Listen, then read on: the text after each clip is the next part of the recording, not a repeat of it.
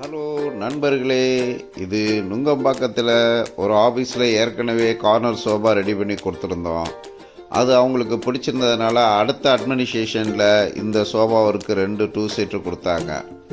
அதை பிரித்து பண்ணும்போது பார்த்தீங்கன்னா இது ஒரு பிராண்டட் சோபாங்க.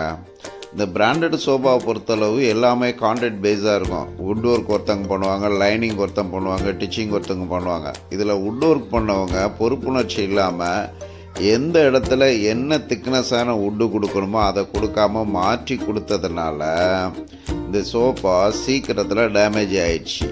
இது வாங்குறவங்களுக்கும் நஷ்டம், கம்பெனிக்கும் கெட்ட பேர்.